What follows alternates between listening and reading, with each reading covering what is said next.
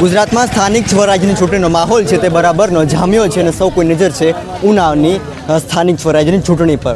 ઉના નગરપાલિકાની ચૂંટણીમાં ગુજરાતની સુપ્રસિદ્ધ લોકગાયિકા રાજલ બારોટ છે તે મેદાનમાં આવ્યા છે અને તેઓ ડોર ટુ ડોર પ્રચાર કરી રહ્યા છે. રાજલબેન સાથે આપણે સીધી વાત કરશું.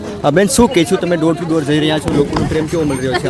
ખૂબ જ પ્રેમ મળી રહ્યો છે, લોકોનો સાથ સહકાર મળી રહ્યો છે, ઉનાની જનતાનો પણ સાથ સહકાર છે. આપ સૌ જોઈ શકો છો અમારી સાથે કેટલા લોકો અહીંયા જોડાયેલા છીએ અને બધાને ભારતીય જનતા પાર્ટીને સપોર્ટ છે.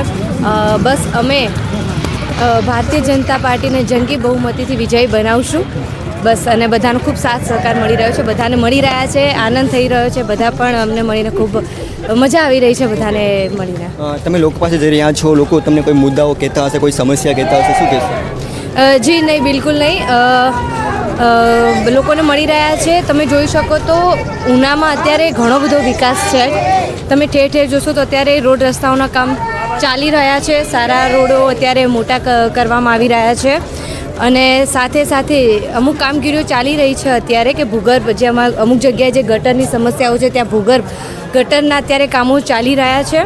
અને આશીર્વાદ કહેવામાં ખૂબ સારા આશીર્વાદ મળી રહ્યા છે. બસ બધા એ જ કહી રહ્યા છે કે તમે આપ સૌ વિજયી થાઓ, આપ સૌ જીતો, એવા આશીર્વાદ મળી રહ્યા છે. જી હા દોસ્તો, આ હતા રાજલ બારોટ, જે ગુજરાતની સુપ્રસિદ્ધ લોકગાયિકા છે ને. આ ચૂંટણીના જંગમાં તેઓ પણ મેદાનમાં આવ્યા છે. જોઈ રહ્યા છો કે ડોર ટુ ડોર જઈ રહ્યા છે, લોકોના આશીર્વાદ છે તે લઈ રહ્યા છે. એમની સમસ્યા હોય તો સમસ્યા પણ સાંભળી રહ્યા છે અને સમસ્યાનો ઉકેલ લાવવાની તેઓ ખાતરી આપી રહ્યા છે. પરંતુ જોવાનું રહેશે કે ઉનાના રાજકારણમાં રાજલ બારોટની એન્ટ્રીથી હાલ અત્યારે ખળભળાટ મચી ગયો છે.